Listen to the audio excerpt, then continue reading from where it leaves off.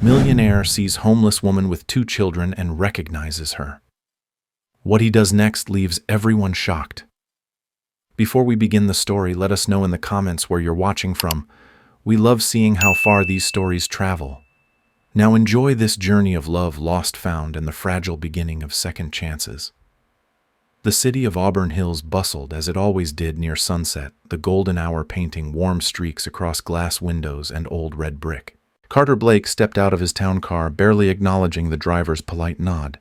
He needed air, the kind that cleared more than lungs, the kind that brushed through your memories when you least expected it. He told himself it was just a walk, to stretch his legs, to step out of the suffocating world of mergers, portfolios, and polished yes-men. But even as his expensive shoes touched the uneven pavement, something old tugged at him, something almost unfinished. It had been years since he'd walked this neighborhood, decades maybe. The movie theater was long gone now, a boarded-up relic with faded posters from a forgotten era. The old art supply store where she used to linger, gone. And yet his feet carried him there, past places that held pieces of a past he never talked about. His phone buzzed in his coat pocket, but he silenced it without checking. The street was nearly empty save for a few commuters and a passing bus. Then he saw her. At first it was just a figure on the sidewalk, a woman seated near a boarded shop front back against a rusted pole, her arms cradling something. No, someone. 4 little girls. They clung to her like petals on a frostbitten flower, shielding themselves from the cold wind. Their clothes were thin, the kind passed down one too many times. Their shoes were too small or mismatched. One of them, tiny, maybe 4 years old, rubbed her eyes with the back of her hand, sniffling quietly. Carter slowed to a halt. Something pulled at the edges of his memory. The woman shifted slightly, adjusting the youngest on her lap, revealing her profile beneath strands of disheveled chestnut hair. A sharp pang shot through him. It couldn't be. His breath caught in his throat. "Isabel," he said aloud before he could stop himself. The woman looked up slowly, eyes squinting into the light. Then those tired eyes widened. She blinked again, as if his face had materialized from a dream. "Carter." Her voice cracked dry as parchment. They stared at each other. 2 ghosts from a life paused mid-sentence. Isabel Hart, the girl with watercolor-stained fingers and dreams too wild for their small hometown. The girl who once clutched his wrist during horror films she insisted on watching, even though she always ended up hiding behind her popcorn. The one he used to tutor in physics, pretending not to notice when she doodled roses in the margins of her notes. The girl he danced with at prom under trembling lights and never kissed, because neither of them were brave enough to risk breaking what was already beautiful. Now she was here, in rags, on the street, with 4 daughters who looked so much like her that Carter's knees nearly gave out. "Isabel," he whispered again, stepping closer, the din of the city muffled around him. She flinched, pulling the girls closer. "Please," she said softly, "just go." Carter crouched slowly, ignoring the chill seeping into his coat. "What happened to you?" She looked down, jaw tight. Her fingers shook as she stroked the hair of the crying child. "Life," she murmured. It happened. He wanted to say 1,000 things, but all he could do was look, really look. The Isabel he remembered had eyes that sparkled when she spoke about brushstrokes and camera angles. This woman's eyes were dulled with exhaustion and unshed tears. She looked like she hadn't slept in days, maybe weeks. The girls clung to her, confused and frightened by the sudden stranger. One of them stared at him with Isabel's same hazel eyes. "Are they—" He couldn't finish the sentence. She didn't answer, just held them tighter as though afraid he might take them from her. Carter's throat tightened. He rose and pulled out his phone. "Come with me," he said. "Please." "No. Izzy. Don't call me that." Her voice cracked, but her eyes held the weight of someone who hadn't heard her name spoken with kindness in years. "I'm not leaving you here," Carter said, not bothering to hide the tremble in his voice. "Not you. Not them." She looked up slowly, something breaking in her gaze. "Why are you doing this?" "Because I should have done something a long time ago," he said. One of the girls whispered, "Mama, I'm cold." That was it. Isabel bit her lip and nodded once. Just tonight. Carter exhaled, pulling off his coat. It'll be more than tonight. She didn't argue. He wrapped his coat around the thinnest child, then called his driver. The black SUV rolled up moments later. Carter opened the door himself, helping the girls in one by one. He lifted the last one, who was already half asleep, into the back seat, then turned to Isabel. She hovered there, trembling, still unsure, still halfway out the door of her pride. I can't offer everything, Carter said quietly, but I can offer tonight. And tomorrow, if you'll let me. Isabel looked at her daughters. They needed warmth, a roof, a meal. She looked at Carter, searching for the boy she used to trust. And somehow, despite the tailored coat and CEO title, he was still there in his eyes, in the way he never once looked at her with pity. She stepped inside. Carter followed and gently closed the door. As the car pulled away from the broken sidewalk, Carter glanced once more at the spot where they had sat, a cracked pavement beneath a shuttered building, and silently vowed that she would never sit there again. Not while he was still breathing. The silence in the car was sacred. Not awkward, not cold, just thick with unspoken things, regrets, memories, questions neither of them had the courage to ask. The girls were fast asleep, curled into each other like petals of the same flower. Carter's coat, draped across them, gave off the scent of cedar and something faintly familiar, comforting, in a way Isabel hadn't felt in years. She stared out the window as the SUV moved steadily through the quiet streets of Auburn Hills. She hadn't been back in this part of town in months. The boutiques and lampposts blurred past each one, a piece of a life she once imagined for herself, a life that got paused, then rerouted, then nearly disappeared altogether. Carter didn't speak, but he didn't need to. His presence beside her filled the air like a hum she remembered from a long time ago. Steady, warm, reliable. He glanced sideways, catching her in the rearview light. "Do you still draw?" The question was so sudden, so precise, that it cut right through her. She blinked. "Not really." "But you loved it." "I did," she said softly. "I still do. But life has a way of making art feel like a luxury you can't afford." He nodded slowly. "That sketchbook of yours, I still remember it. You carried it like it was a second heart." That made her smile. Just a little. "You used to flip through it when you thought I wasn't looking," she murmured. "I was always looking, Izzy," he replied gently. They both chuckled, quiet, tired laughs, the kind that carried too much history. After a long pause, she asked, "Do you ever think about back then?"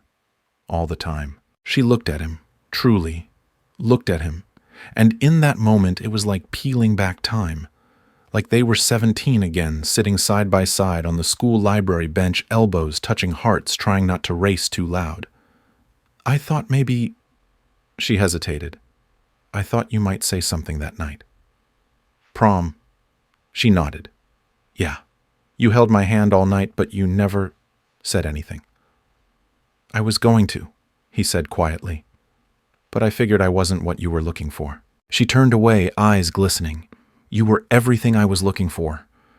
That silence came back again, thicker, deeper, stretching between them like the years they had lost. The SUV turned into a long driveway, slowly approaching Carter's home. The mansion stood quietly in the shadows, warm light glowing through the tall windows, soft music faintly drifting from inside. It looked like safety, but it didn't feel like hers. As Carter parked and moved to open the door, Isabel hesitated. "Wait," she said, voice barely above a whisper. He turned. "Before we go in—" She paused, heart hammering. "I need to say this." He stayed still, sensing the shift in her tone. "I appreciate what you're doing for me. For them. You didn't have to, and yet—" "You did." She took a breath, trying to steady her thoughts. "But I don't want to be a weight on your life, Carter. I've already lost so much of myself trying to survive. I can't lose the rest by depending on someone else." Carter's brows furrowed. "Izzy." "No, please," she said gently. "Let me finish." Her hands trembled slightly as she hugged her arms around herself. I need to find a way forward that's mine. I still want to paint. I still want to create. I want my girls to grow up seeing their mother chase something meaningful, not just survive, but actually live. I need that, Carter. Not just for them. For me. He looked at her then, not with pity, but with something softer. Something more profound. I don't want you to carry us, she whispered. I want you to believe in me enough to let me try. He stepped closer, his voice low. Isabel, I don't see you as a burden. Not now, not ever. If anything, I see someone who's carried too much for too long without anyone to lean on. She blinked rapidly, biting the inside of her cheek to keep the tears at bay. I'm not offering to rescue you, he said. I'm offering to walk beside you, to lift a little of the weight while you remember what it feels like to breathe again. Her lips trembled. You helped me believe in myself back then, she said, eyes locked on his. In physics class and calculus, when the formulas made me feel stupid. You made me believe I could figure it out, that I wasn't just someone who painted, and you made me believe Carter said that there was more to life than numbers. She gave a watery laugh. We were kids. We were dreamers. He held her gaze for a long moment. You still are, and if you'll let me, I'll help you get back to the dream. A lump rose in her throat. She nodded just barely. Okay, she whispered. Together they walked toward the front door. He opened it for her, and she stepped inside, not into a mansion, but into a possibility. The first warm step toward everything she thought she had lost. The front door closed with a soft click behind them, muffling the city's cold breath. Inside, the world felt quieter, warmer, as if grief and survival had been left on the other side of the threshold. Isabel stood motionless in the entryway of Carter's home, holding Harper tightly, as if the child might vanish if she loosened her grip. Hazel was asleep in Carter's arms, her tiny fingers wrapped around his coat collar. She looked so small there, so trusting. The scent of cinnamon and cedar drifted through the air. The home had a lived-in feel, polished but warm, elegant but personal. A scarf hung by the coat rack. A pair of running shoes sat by the door. Life was present here, steady and structured. And yet, Isabel felt like a shadow. She was exhausted, hollowed out, and deeply aware of the mud on her coat and the way her hair clung to her forehead. Her worn boots scuffed against the hardwood floor as Carter led the way down the hall. She didn't say a word, not out of rudeness, but because her voice didn't know how to carry gratitude that large without cracking apart. He stopped in front of a guest room and opened the door. The light clicked on, revealing a soft pink glow. There were 2 little beds, each with star-patterned blankets, a soft plush unicorn on one, and a teddy bear on the other. On the nightstand sat a tiny reading lamp and a basket with fresh socks and pajamas still folded with tags. Isabel's breath caught. She stepped in slowly, as if afraid she might break the scene by simply being near it. You prepared all this? Carter gave a faint nod.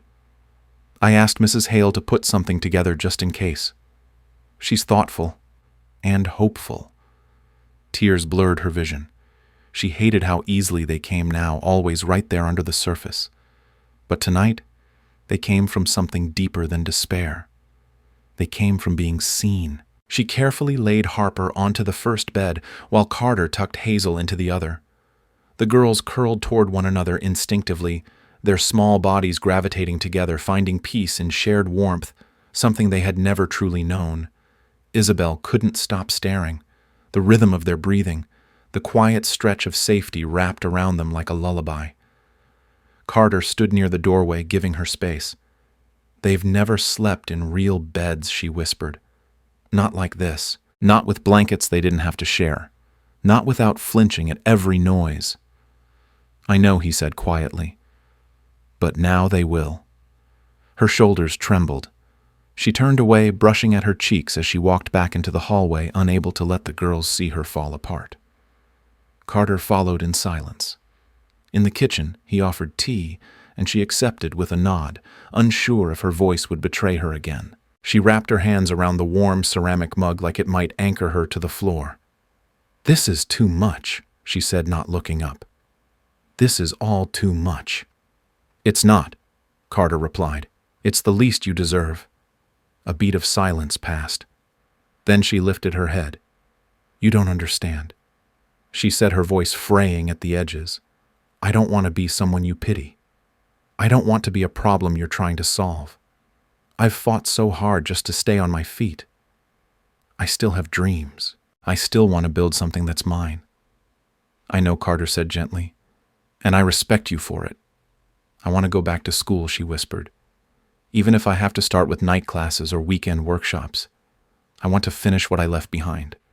I want to open a small gallery one day. Not to make millions.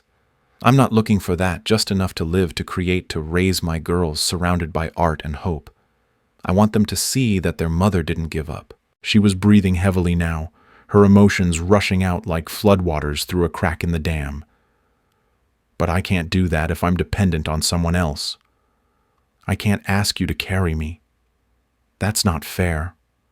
Carter looked at her for a long moment. I'm not here to carry you, he said. I'm here to walk beside you. There's a difference. Her breath hitched. I don't need to control your path, Isabel. I just want to help you find your footing. You have the talent, the passion you always did. I remember those nights in high school when you'd bring your sketchbook to study group. You'd get distracted by a movie you loved and start drawing scenes right in the margins of your notebook. You lit up when you talked about color and meaning and beauty. You belonged in that world. Isabel lowered her gaze, but a quiet smile began to form, one that hurt a little. I miss her, the girl I used to be. She felt like she had time. She's still in there, he said. She looked up. And if you want to take courses again, I'll help, Carter added. If you want to start a gallery, I'll help with that too. Not because you need saving, but because I believe in you. And I think maybe it's time someone did. She stared at him, silence stretching between them.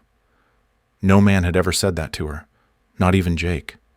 Not even her father, before the disappointment in her choices had taken over their conversations. The weight of it, of being believed in, cracked something open. I'm scared, she admitted, her voice almost childlike. So am I, Carter said, but we'll figure it out, together. The firelight flickered across the walls as they sat in stillness, the tea cooling between their hands. It was the quiet that follows a storm, not absence, but presence. And in that space, Isabel felt something she hadn't felt in years. Hope. She stood, setting her mug down, and gave him a small, grateful smile. I think I need sleep before I start believing I imagined all of this. He chuckled softly. You didn't. As she turned to head back toward the guest room, he called out gently. Isabel. She paused, glancing over her shoulder. I'm glad you knocked on my window, he said. She looked at him a long moment before replying. So am I. Then she disappeared down the hallway, the quiet padding of her footsteps the only sound. And Carter stood alone in the kitchen, a strange ache blooming in his chest. He didn't know what tomorrow would bring, but for the first time in a long while he looked forward to it. The morning sunlight poured softly through the sheer curtains of the guest room, brushing Isabel's cheek like a whisper. For a moment she didn't move. She just breathed. It had been so long since she'd woken up to warmth, to silence, to safety. No wind seeping through broken windows, no sirens, no footsteps in alleyways. Just Harper and Hazel curled up in soft blankets, still fast asleep. She sat up slowly, her muscles aching in a different way, not from exhaustion, but from the unfamiliar comfort of rest. Down the hallway she could hear faint movement, a drawer closing, the distant clink of a cup being set down. The house stirred like it had always been alive, waiting quietly for someone to fill its silence. Isabel got dressed and tiptoed past her girls, letting them sleep a little longer. In the kitchen she found Carter standing by the stove, flipping pancakes in his dress shirt and rolled-up sleeves like it was the most natural thing in the world. You cook? She asked with a raised brow, half smiling. He looked over his shoulder and grinned. Mediocrely, but with good intentions. Isabel chuckled, a real laugh this time, light and unexpected. It felt foreign in her mouth. She pressed a hand to her chest, steadying the flutter there. On the table he'd set out plates, fruit syrup, even a tiny glass of orange juice with 2 silly bendy straws. It was all so thoughtful, so gently human, For a second, it overwhelmed her. "Good morning," he said, sliding the last pancake onto the stack. "Hungry, I think I might be," she said honestly. "For the first time in... I don't even know." Harper and Hazel padded into the room, still in their pajamas, rubbing their eyes. When they saw the table, they gasped in tandem. "Mommy, are these for us?" Hazel asked, her voice still drowsy. Isabel crouched beside her and kissed her temple. "Yes, sweetheart. Mr. Carter made them." The girls rushed to the table and began piling pancakes onto their plates, giggling as they tried to use the bendy straws. Carter poured syrup carefully, like he'd done this before, or at least imagined it enough to be ready. As they ate, Isabel watched from across the table. Her daughters were glowing, happy. She hadn't seen that look in their eyes in what felt like years, but there was something else in her chest too, a tangle of guilt and gratitude, of longing and fear. Later, when the girls had wandered off to the sunroom, Isabel joined Carter by the kitchen sink. "You know you're spoiling them, right?" she said softly. He gave a half smile. "They deserve it." She nodded, tracing her finger along the countertop. "I meant what I said last night. I don't want to become dependent on someone else. I have dreams, Carter. I want to stand on my own 2 feet, not just for me, but for them." "I remember," he said gently, "and I meant what I said too. I'm not trying to save you. I just want to support you. In whatever way you'll let me." Her throat tightened. "What if I fall, then I'll catch you," he said without hesitation. "But I have a feeling you won't need that for long." His words lingered long after the morning settled into afternoon. That day, Carter drove her to a local art center, a modest, light-filled building tucked behind a garden of wild lavender. There, the director spoke kindly to Isabel, explaining the flexible workshop schedule and beginner-friendly atmosphere. Carter stood back, watching her interact, watching the light begin to return to her face as she asked about courses in modern curation, gallery management, and mixed media. She enrolled in 2 weekend classes, and then on the way home, Carter pulled into a quiet side street downtown. "I want to show you something," he said. They stepped out in front of a narrow, vacant storefront, dusty, unassuming, but with tall glass windows that caught the afternoon light. "This place is up for lease," Carter said, sliding his hands into his pockets. "It used to be a flower shop. It's nothing fancy, but I thought it could be something."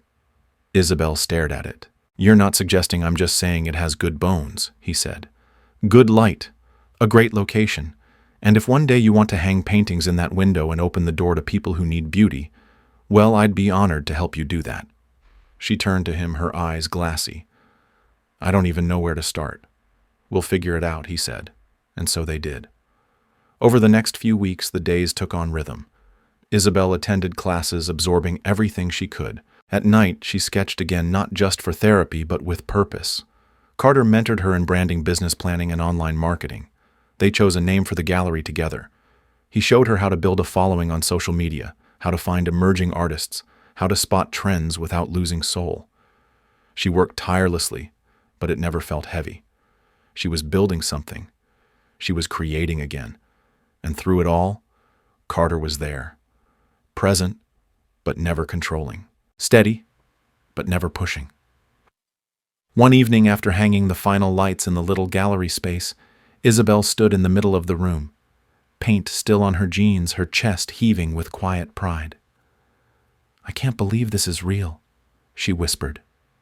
Carter, sitting on a stool in the corner, looked up and said, "I always could."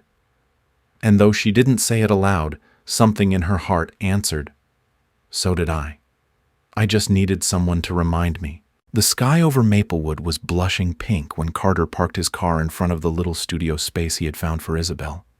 It wasn't grand, just a quaint storefront tucked between a florist and a used bookshop, but its tall windows caught the sunlight beautifully, and Carter had imagined how her art would glow behind the glass. Inside, the floors were old oak, creaking slightly underfoot, and the walls, though blank, seemed to beg for color, for expression, for the kind of vision only Isabel could breathe into them. "Are you sure?" Isabel whispered, her fingers curled tightly around her coat as she stepped inside for the first time. Her voice was barely audible, almost lost beneath the ticking of an old ceiling fan.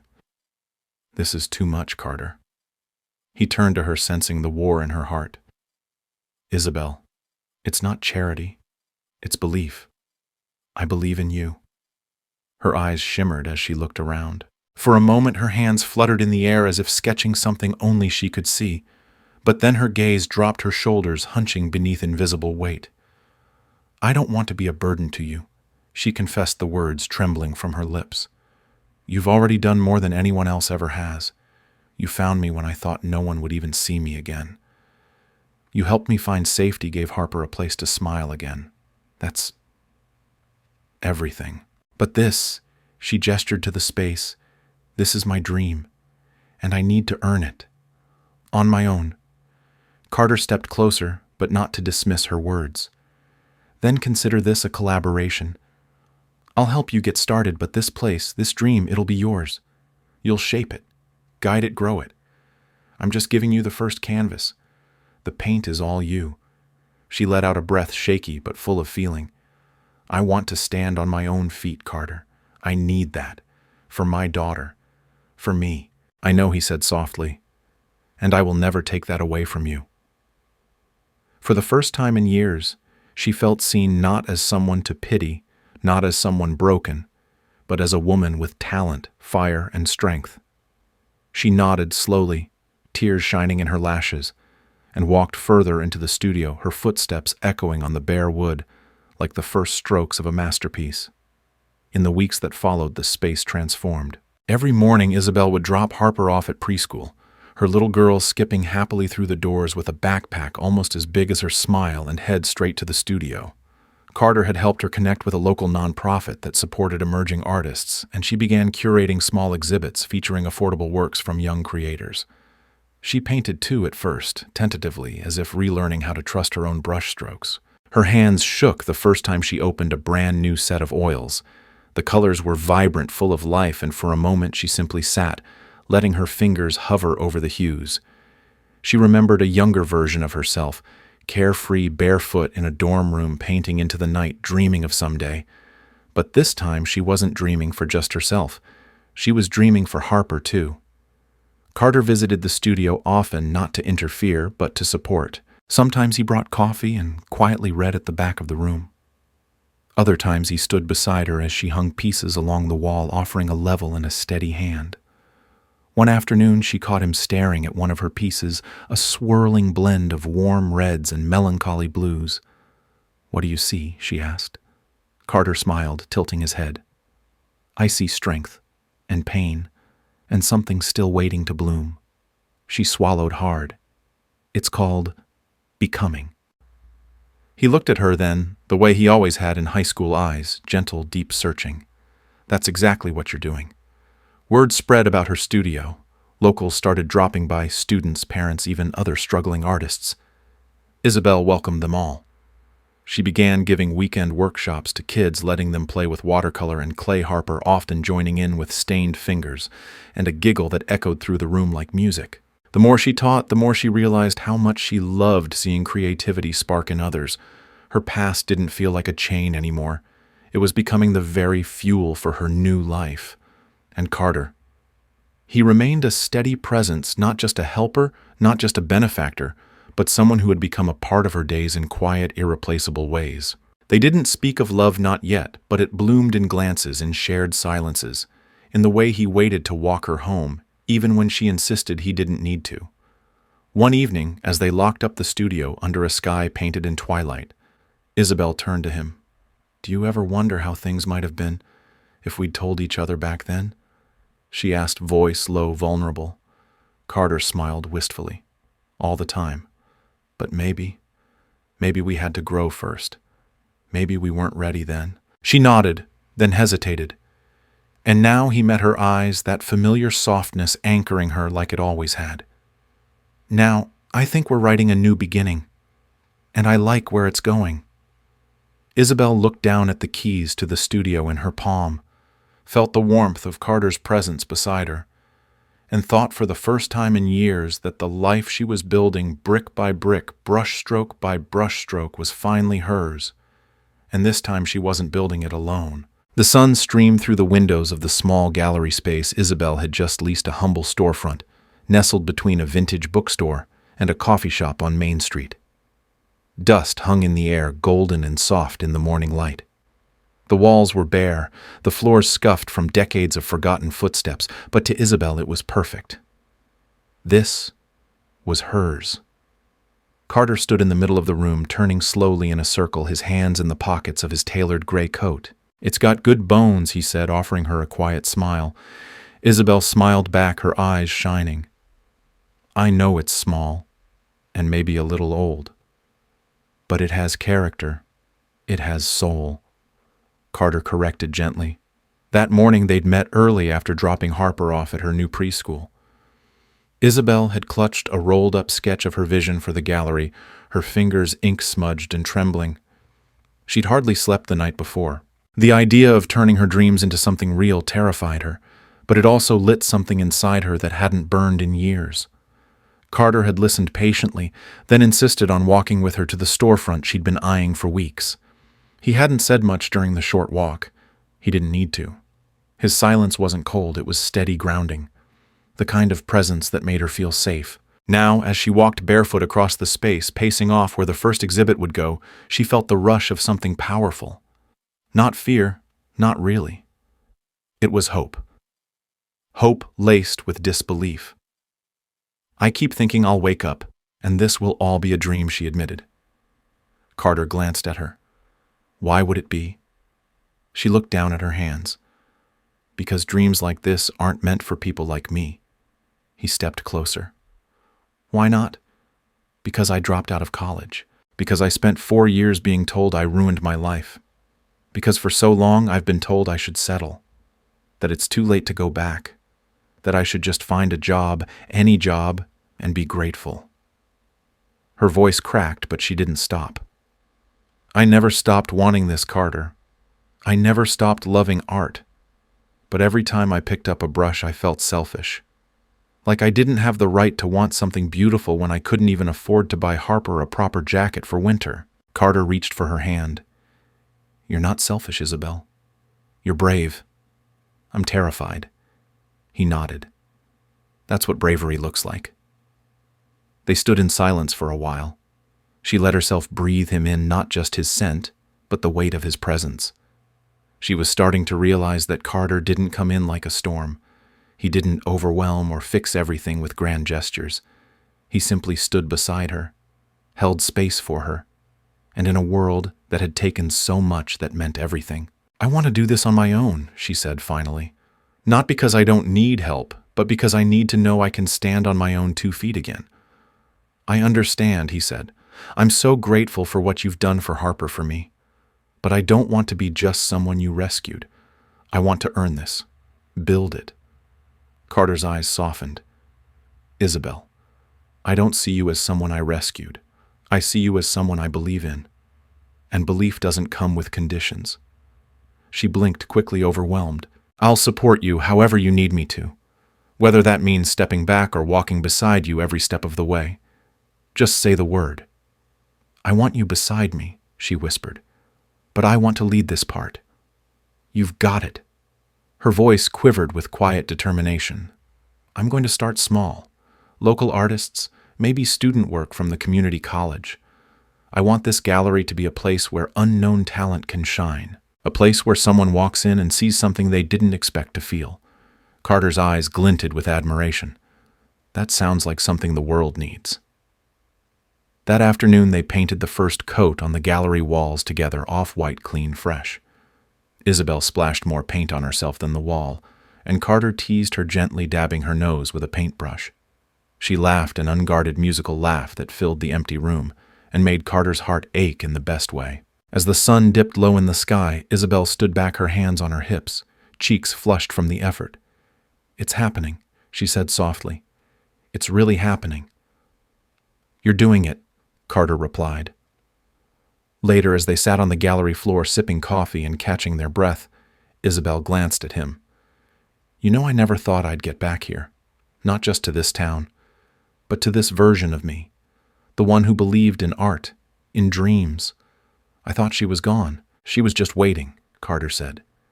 "For the right time. And maybe the right people."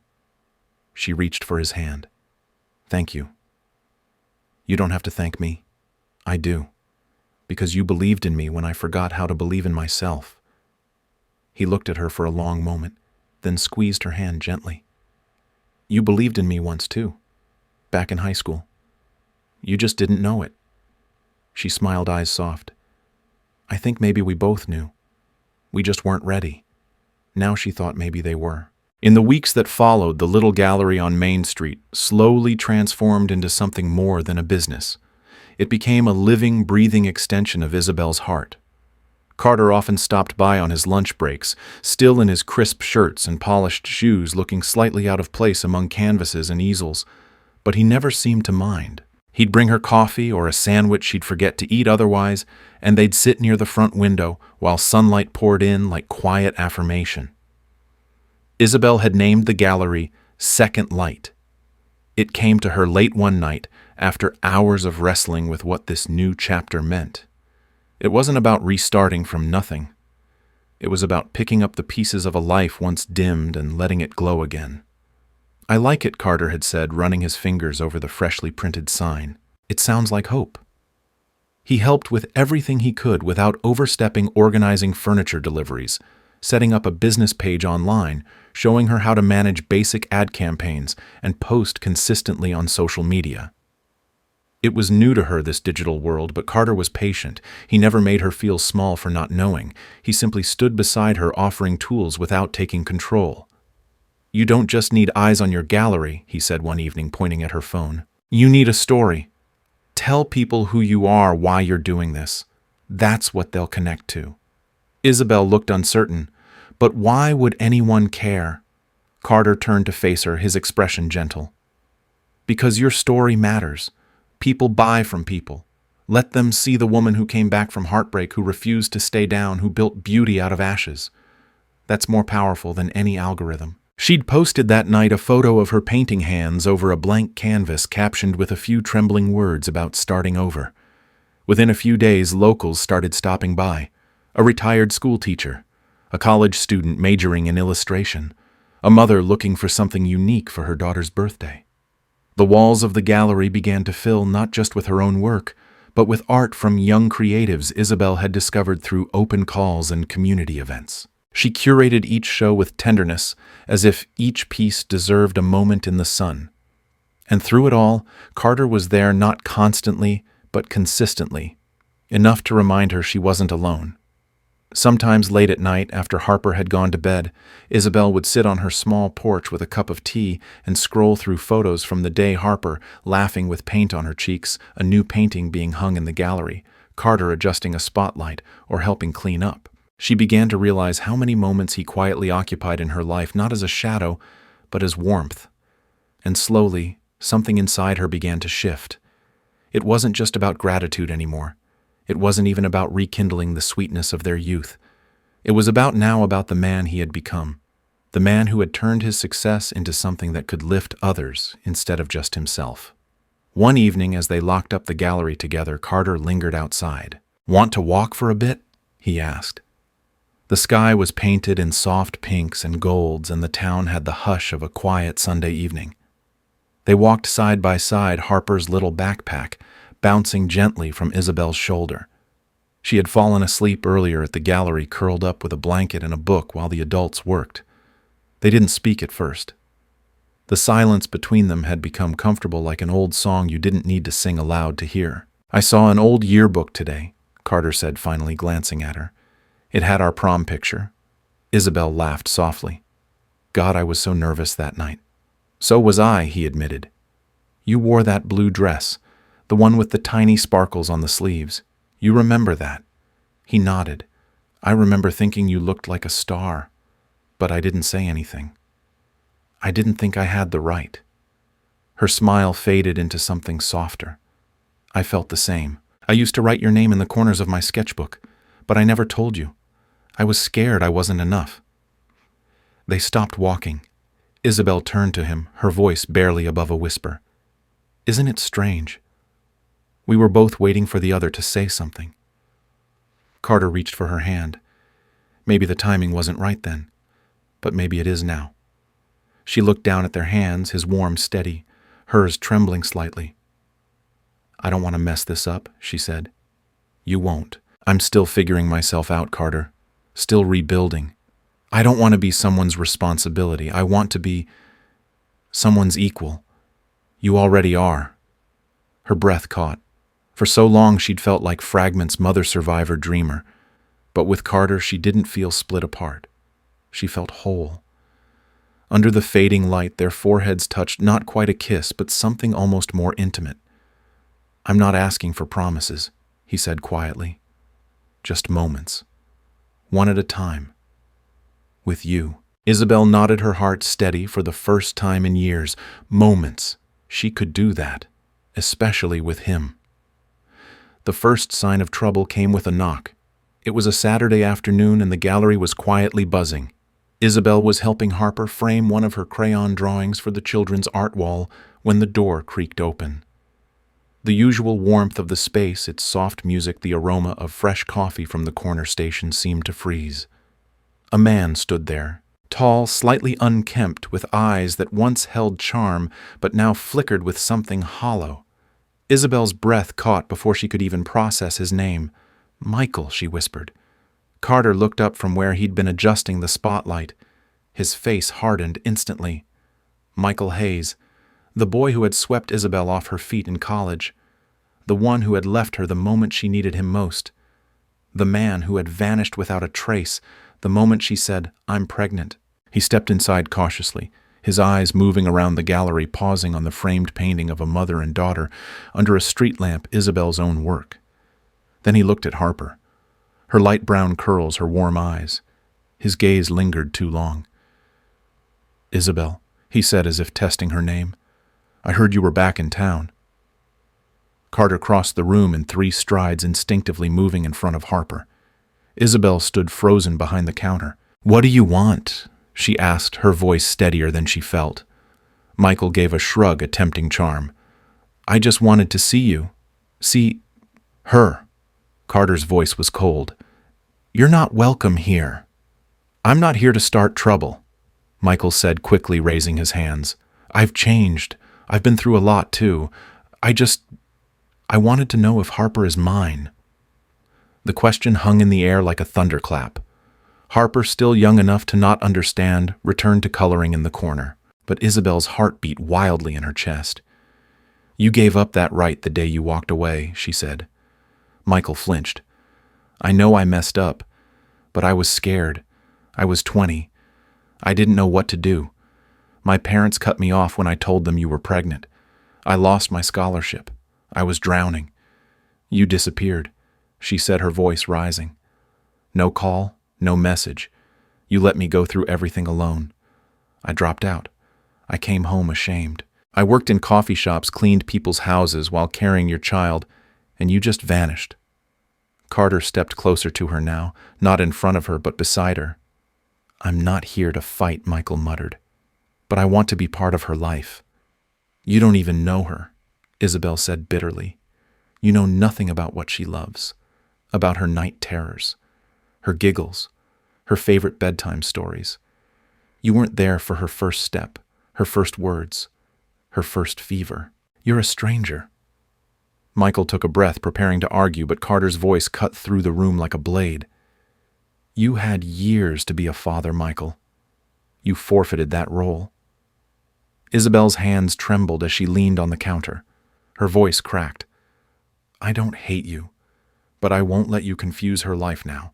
She's safe, she's happy, and she doesn't need to meet a man who only shows up when things are finally good." Michael's eyes flicked between them. Carter, standing beside her, Harper, humming softly in the corner. "I see," he muttered. "This is about you two." "No," Isabel said. "This is about protecting my daughter." Michael stared for a moment, then gave a low laugh. "You've changed." "I had to," she replied. "Life gave me no choice." There was a silence, long and unyielding. Finally, Michael nodded once and backed toward the door. "I guess it's too late." "Yes," Isabel said. "It is." He looked at Harper one last time and left. The door shut behind him, the little bell above it sounding almost like a sigh of relief. For a moment, no one moved. Then Isabel turned, pressed both hands on the counter, and let out a trembling breath. Carter was beside her in an instant, his hand resting gently on hers. "I'm sorry," she whispered. "You don't owe me an apology." She shook her head. "I thought I was over it, but seeing him, it brought it all back. You were incredible, Isabel. You stood your ground. You protected Harper. That's all that matters." Tears filled her eyes, but she blinked them away. "I just want peace. I don't want ghosts walking back into my life." Carter reached over and cupped her cheek gently. "Then we won't let them."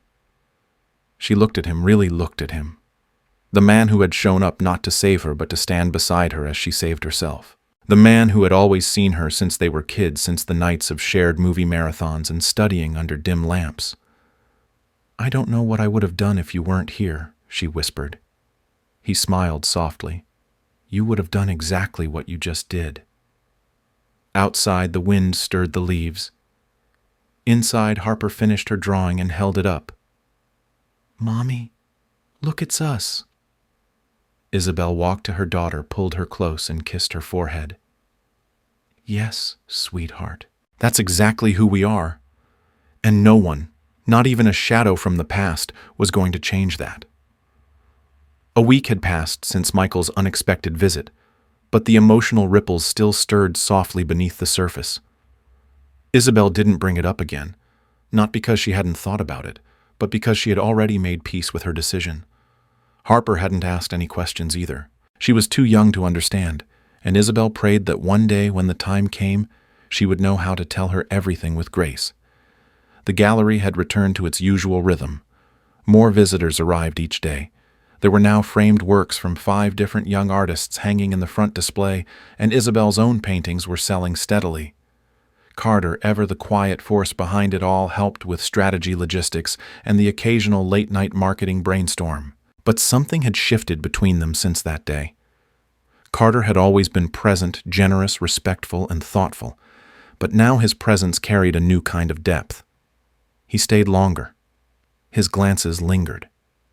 His laughter came softer, more easily when he was near Isabel, and she found herself thinking about him in quiet moments while brushing Harper's hair, while sipping tea before bed, while mixing paint. One crisp Sunday morning, Carter invited them to take a walk by the lake just outside of town. The air was fresh and carried the scent of wet leaves. Harper skipped ahead in a bright yellow coat, tossing pebbles into the still water, while Isabel and Carter walked side by side, hands in their pockets. "She's so free now," Carter said, watching the girl giggle. "She is," Isabel replied softly. "I didn't realize how much weight she was carrying, just from seeing me carry mine." He glanced at her. "You're not carrying it alone anymore." She nodded, touched. "I know." They walked in silence for a moment until they reached a wooden bench overlooking the lake. Carter gestured for her to sit. Harper, distracted by a patch of wildflowers, wandered off just a few feet away. "I've been thinking," he said, turning toward Isabel, his voice more serious now. "This life you're building, the gallery, Harper's school, your studies, it's all taking root. But you're still commuting from your parents' house, and I know space is tight. It's temporary. I understand that.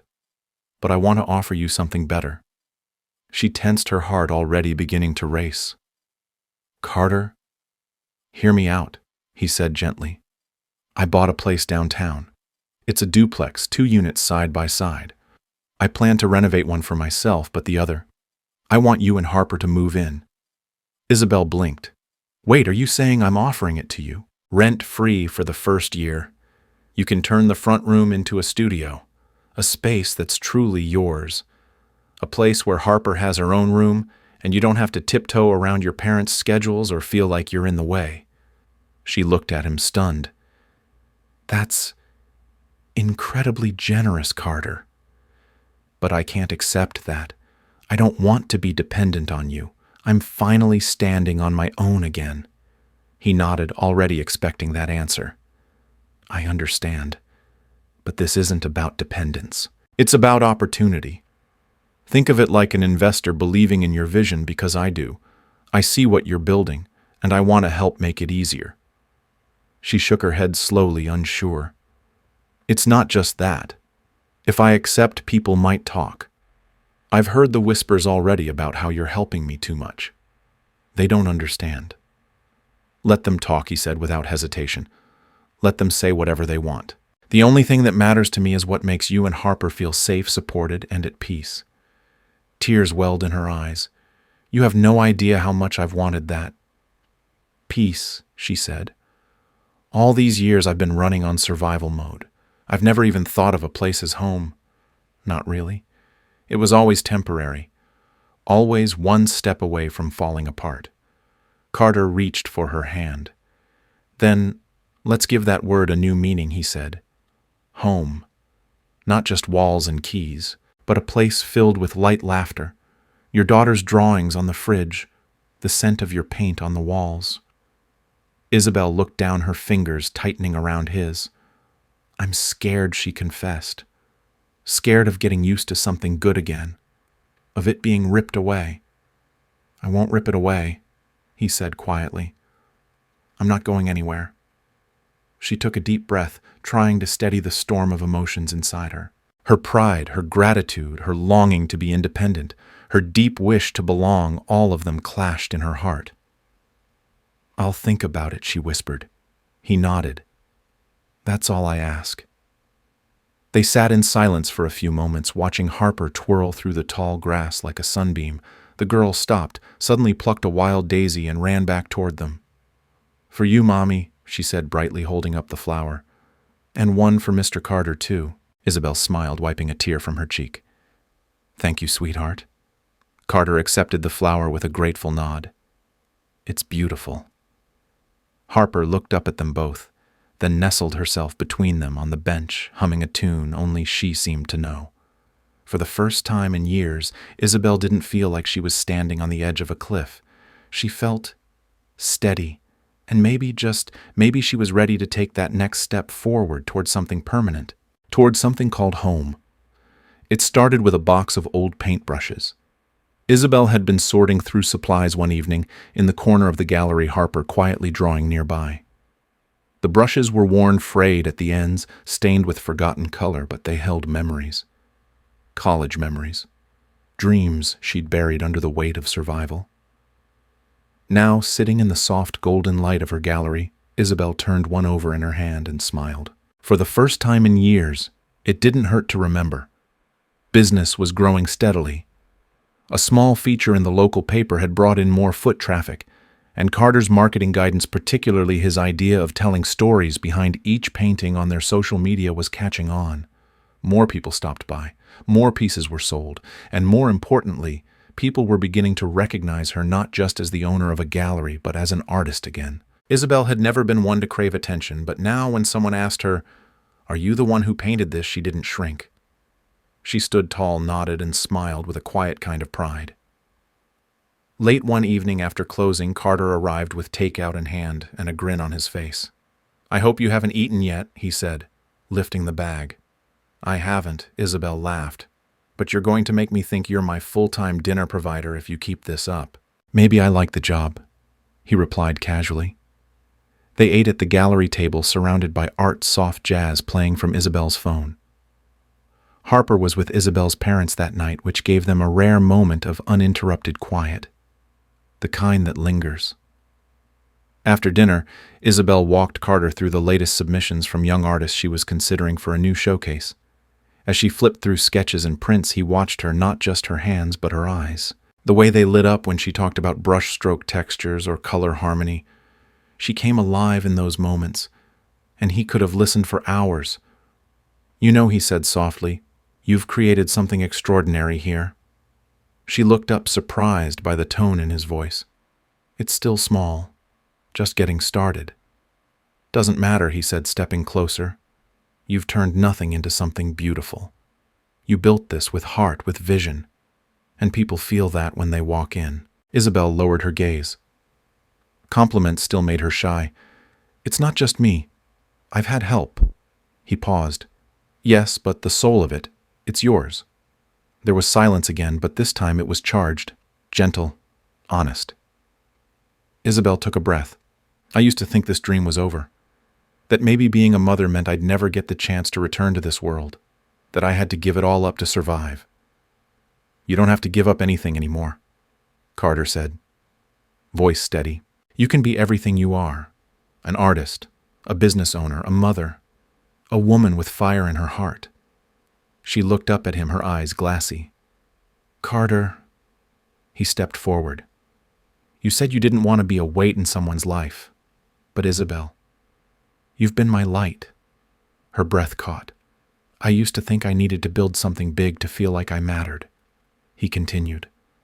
"But lately, the things that matter most are the smallest ones, like the sound of Harper's laughter in this gallery, like watching you bring a canvas to life, like seeing you smile when no one's looking." Isabel's chest rose and fell. Her hands trembled slightly as they rested on the edge of the table. "I've tried not to hope for this," she whispered. "I told myself we were just old friends helping each other out. But the truth is, I've felt something more for a long time now."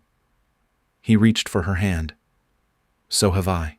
They stood that way for a moment, two people no longer afraid of what their hearts were saying. "I'm scared," she admitted. "I've lost so much. I've been broken in ways I don't talk about. And what we have here, it's precious. I don't want to ruin it." "You won't," he said gently. "We won't." Then, without needing to say another word, Carter leaned in and kissed her. It wasn't a rushed kiss. It was soft, reverent, like returning to something familiar but long lost. Isabel responded slowly, almost cautiously at first, until her hands found his shirt and her heart found its rhythm. When they pulled apart, she laughed quietly, a single tear rolling down her cheek. "We're really doing this, aren't we?" "We are." Carter smiled, brushing the tear away. They sat on the gallery floor for a long while afterward, her head on his shoulder, fingers intertwined. Around them, the quiet artwork stood like silent witnesses, paintings that told 1,000 stories, and now one more had begun, their own. Later that night, Isabel opened a blank canvas in the back room. The paintbrush in her hand felt lighter than ever before. She didn't know what she'd create yet, but she knew it would be born from joy, from trust, from a heart beginning to believe that love could come again, and this time stay. The gallery glowed that night, strings of warm lights curled along the ceiling.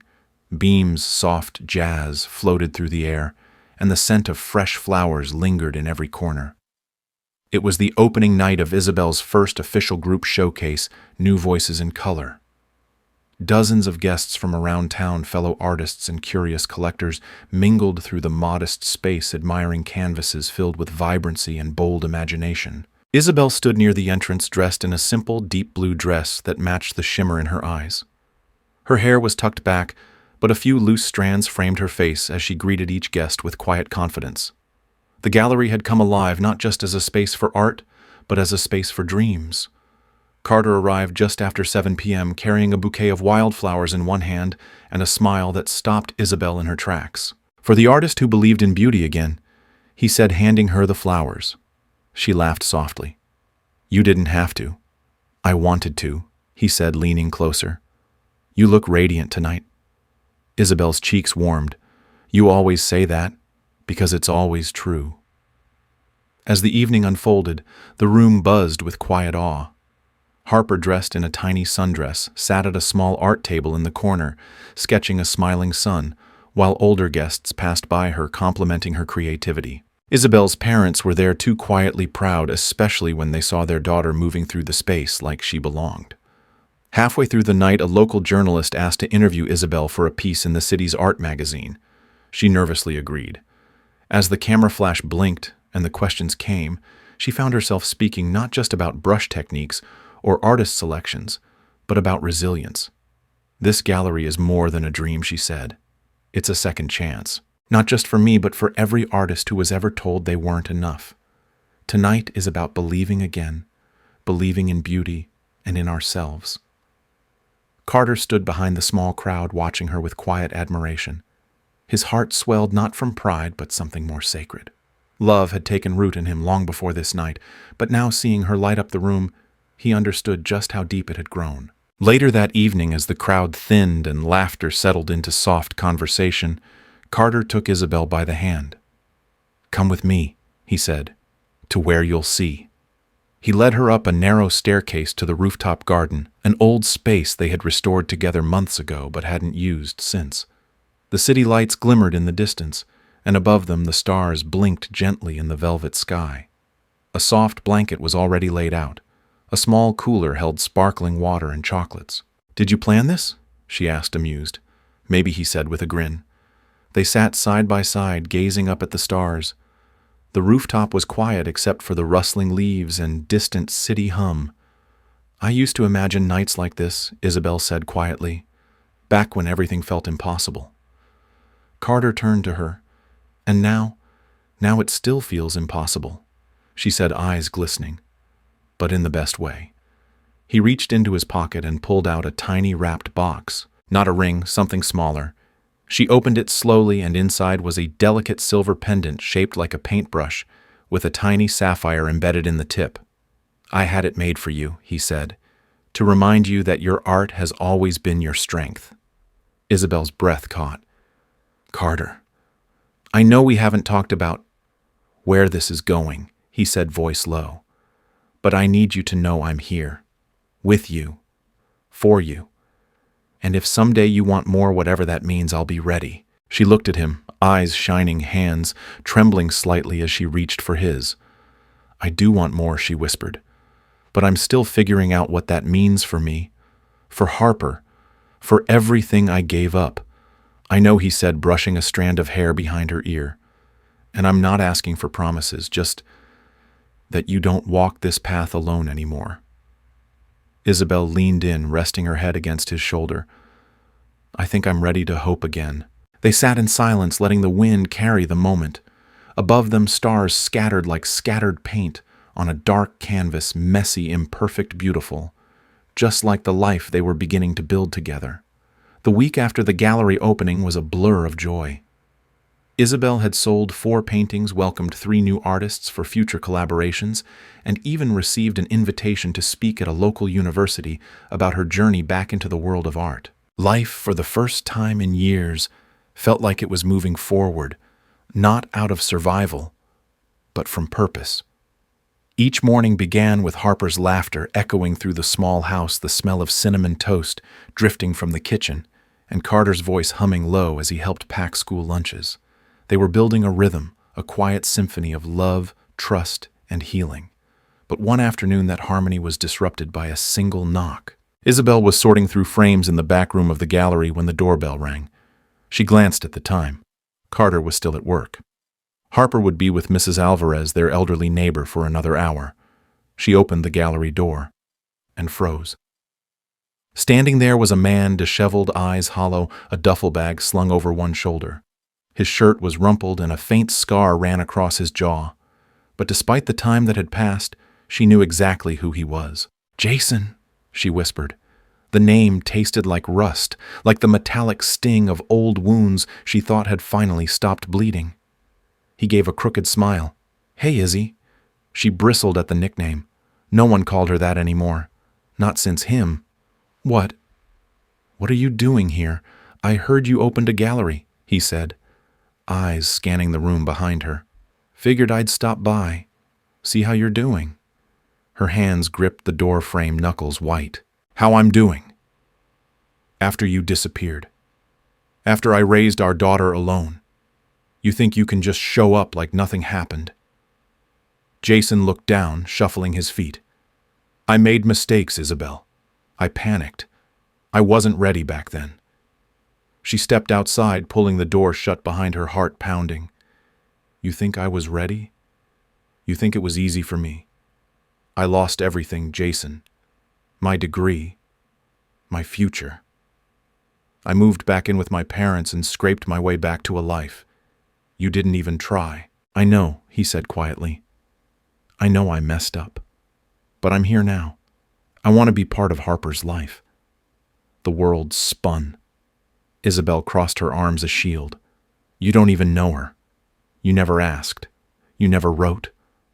"Why now?" Jason's voice cracked. "Because I'm clean now. Because I've been in recovery for a year. Because I finally have the courage to face what I ran from." She blinked, stunned. He went on, I don't expect forgiveness. I don't expect to be her father overnight. But I'd like to meet her. Just once. Before she could speak, a voice called from down the street. Mommy Harper. She turned and saw her daughter running toward the gallery, her backpack bouncing. And behind her, Carter's car pulling up to the curb. Panic swelled in Isabel's throat. She turned sharply to Jason. Leave, now! But leave, Jason. This isn't the time. I'll think about what you said. But not today. Please. Jason hesitated, then gave a slow nod. Okay, I'll go. As Harper skipped up the steps and threw her arms around her, Isabel forced a smile. Carter stepped out of the car, holding a bag of takeout eyes flicking toward the stranger walking away. Who was that? He asked gently. Isabel swallowed hard. Someone I haven't seen in a long time. That night, as Harper slept, Carter and Isabel sat at the kitchen table. The room was quiet except for the soft ticking of the clock and the hum of the fridge. Jason came back, she said finally. Carter didn't react with anger. Just calm, steady listening. He wants to meet Harper. Says he's clean, that he's changed. Carter studied her face. Do you believe him? I don't know, she admitted. A part of me wants to scream at him. Another part wonders if I owe Harper the chance to know where she came from. You don't owe him anything, Carter said. But if someday Harper wants answers, you'll be able to say you faced this with grace. And that's what matters. Isabel reached across the table and took his hand. Thank you for always knowing what to say. I don't always know, he said softly, but I do know this: you're not alone anymore. Whatever decision you make, I'm right here. Tears welled in her eyes, not from fear, but from the quiet, anchoring truth in his words. The sun was high in the sky the next morning, casting a warm glow over the quiet neighborhood. Birds chirped in the distance, and a gentle breeze carried the scent of freshly cut grass through the open window of Isabel's kitchen. Yet despite the calm, a storm brewed silently in her chest. She had barely slept the night before. The image of Jason standing at the gallery door replayed over and over, his weary face, his trembling voice, the way he said he just wanted to see Harper once. But with each memory came 100 more nights she cried alone, with a baby in her arms, bills, unpaid jobs, lost dreams set aside. Now he wanted to be a father. She stirred her coffee, absently watching Harper from across the table. The little girl was humming to herself, coloring in her sketchbook. Her cheeks were rosy, her pigtails uneven from the hurried morning routine. Harper didn't remember that someone once chose to walk away from her before she could even speak. Isabel's chest ached. Sweetheart, she said softly. Harper looked up with a smile. Yes, Mommy. If someone from before ever wanted to meet you, someone who knew you when you were a baby, how would you feel? Harper tilted her head, curious. Like who? Just someone, Isabel said, brushing hair from her daughter's face. Someone who wasn't around when you were little, but might want to say hello now. Harper shrugged. I don't know. I like my life now. Isabel felt a lump rise in her throat. And I already have, Harper added, then looked back at her drawing. He's like my safe person. Safe person. The words stayed with Isabel long after Harper skipped off to school. Later that afternoon, Carter joined her at the gallery. He'd brought lunch and insisted on dragging her away from the mounting invoices and promotional planning.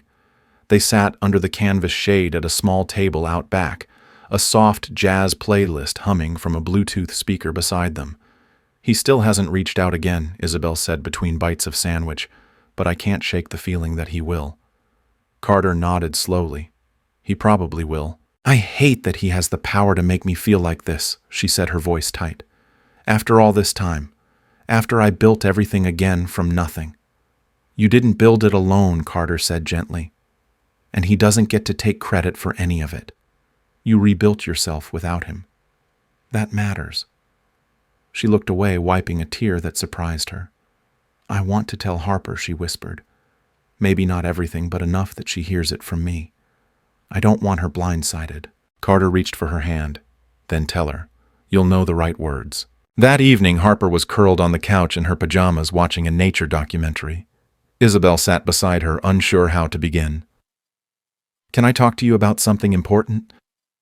Harper muted the TV. Okay.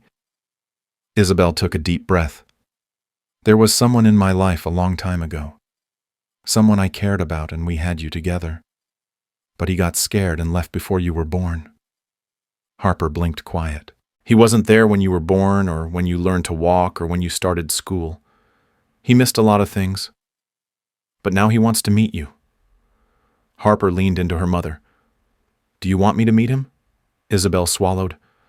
I don't know. I want you to be safe. And I don't ever want you to feel like you aren't loved or enough no matter what he says or doesn't say. Will Carter be there? Harper asked. A surprised smile touched Isabel's lips. If you want him to be, yes. Harper nodded slowly. Then I think I'm okay. Tears burned at the edges of Isabel's eyes again, but this time she let them fall, pressing a kiss to Harper's forehead. You are the bravest little girl I've ever known. A few days later, Isabel met Jason at a local cafe. She laid out clear conditions, no promises, no emotional manipulation, and the meeting would be short. Jason agreed. Harper sat between Isabel and Carter in a quiet corner booth, her little legs swinging under the table. Jason arrived looking more presentable this time, clean clothes, a nervous smile. Hi, he said, crouching beside Harper's seat. You've grown a lot. Harper looked at him uncertain. Then she asked softly, Are you my real dad? Isabel held her breath. Jason's eyes filled. I guess. Yes, I am. But I haven't been very good at it. Harper studied him, then turned to Carter. Can I still keep Carter too? Everyone froze. Carter smiled, voice warm. I'm not going anywhere, kiddo. Harper nodded, then looked back at Jason. Okay. You can be the dad who missed the beginning, but Carter's the one who showed up in the middle. Isabel let out a shaky breath. Jason looked down, a single tear falling, and simply nodded. I'm sorry, he said. For everything. And then, for the first time in her life, Isabel saw Jason not as the boy who'd broken her, but as a man trying to stand up again. Not perfect, but perhaps like her trying to start over. It was a quiet Sunday morning in the small town where everything had begun, where two high school teenagers once walked side by side through hallways and movie nights, hiding feelings neither of them knew how to express. Now, years later, Carter and Isabel sat together on the porch of her gallery, watching the golden light of dawn stretch across the sleepy street. Inside, Harper slept soundly in her room upstairs, her favorite stuffed bunny tucked beneath her chin. The gallery was closed for the day.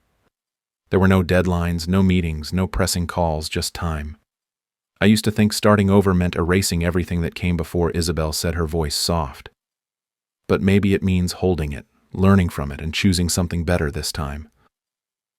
Carter looked at her with that calm, steady gaze that had carried her through so many fragile moments. You've already done that, Belle. You built a life from pieces most people would have walked away from. And it's beautiful. She smiled, leaning her head on his shoulder. I didn't do it alone. The town had slowly begun to recognize Isabel, not as the girl who returned in quiet shame, but as the woman who had fought her way back with grace. Her art gallery had become a local gem home to emerging talent, warmth, and soul. Her courses were progressing steadily, and for the first time since her college days ended, she believed again in the dreams she once carried like fragile paper birds. Carter had been by her side through all of it. He had never tried to rewrite her story, only helped her find the pen again. That afternoon, Harper stood in front of a canvas, fingers smudged with bright acrylic paint, creating a vibrant sunset that stretched across the page. I want to hang this in the gallery, she announced proudly. It's for you and Carter. Isabel crouched beside her. Why this one? Because it looks like us. It's a beginning and an ending. And Carter says every sunset means tomorrow's going to be better. Isabel blinked back tears and nodded. It's perfect. Later that week, as they sat down to dinner in the backyard, twinkling fairy lights above Harper, giggling as she blew bubbles through her straw, Carter stood and cleared his throat. I've been thinking about how long we've been dancing around this, he said, pulling something from his pocket. and how the best things in life don't come from plans, but from people who stay. He turned to Isabel, eyes full of steady warmth and vulnerable hope. Belle, I've loved you since we were kids, and watching you grow into the woman you are now, watching you fight for Harper, for your art, for yourself, it's been the most beautiful thing I've ever seen. I don't want to keep waiting for the right moment because I think this is it. He knelt. Will you marry me? The world seemed to slow. Harper gasped so loudly it made Isabel laugh through her tears. Yes, she whispered. Yes, Carter. 100 times yes.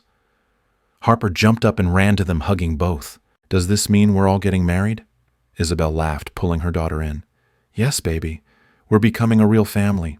The wedding was intimate, filled with light love and the scent of spring flowers. Harper wore a flower crown and walked down the aisle, tossing petals like confetti. The gallery was decorated with paintings from artists Isabel had mentored, each one a testament to second chances and the beauty of beginnings. There were no grand speeches, only quiet vows whispered with sincerity. I will love you with the same steadiness that you have shown the world, Carter said, holding Isabel's hands. Not because you need saving, but because I believe in who you are and who we are together. Isabel's voice trembled. I will love you for every moment you held me up, for every time you never gave up on me. I choose you because I know now that I was never alone. And when they kissed, Harper clapped louder than anyone. Months later, Harper stood in her school auditorium holding a certificate for her art competition win. Carter and Isabel sat in the front row, tears in their eyes. After the ceremony, Harper ran into their arms. I did it. You did more than that, Carter said, lifting her up. You showed the whole world your light. Isabel watched them and felt it, that quiet hum in her chest. A peace that wasn't loud but full, a knowing. Her past hadn't disappeared, but it no longer defined her. She was a mother, a wife, a gallery owner, a student of dreams, and a believer in love that comes back even after it gets lost. As the sun dipped below the town skyline, Carter took her hand, and Harper skipped ahead on the sidewalk giggling. And Isabel knew this wasn't just a happy ending.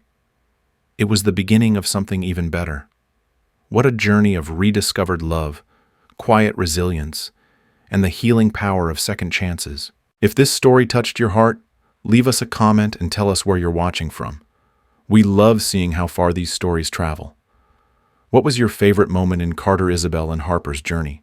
Share your thoughts below. We read every single one.